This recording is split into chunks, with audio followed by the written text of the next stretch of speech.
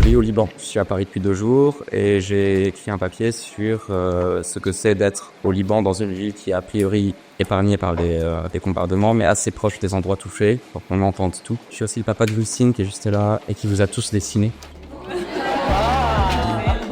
On reçoit une trentaine d'auteurs jeunesse sous la rédaction chef de ZEP pour faire le 6e Libé jeunesse à l'occasion du Salon du Livre de Montreuil. Cette trentaine d'auteurs et d'illustrateurs prennent le contrôle du journal, c'est-à-dire que tout le quotidien qui sera en kiosque demain sera écrit et illustré par eux.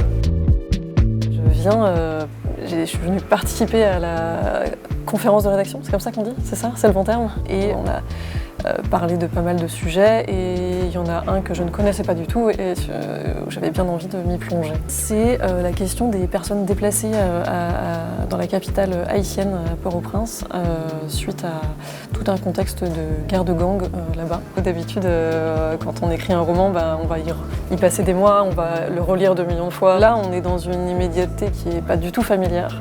C'est un peu flippant aussi. Je ne sais pas ce que je vais penser de ce texte-là dans 2 semaines, mais il y a une forme d'excitation. Ouais.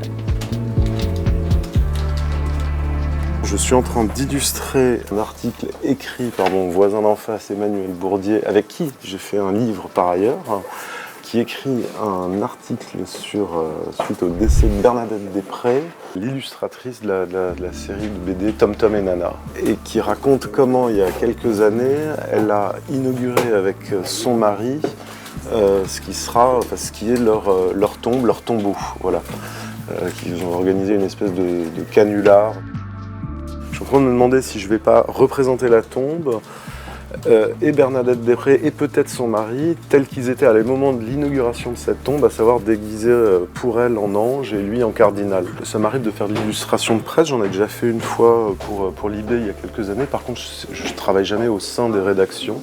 Donc là, c'est assez marrant d'assister à la conférence de rédaction, de voir toute cette fourmilière, etc. C'est assez rigolo.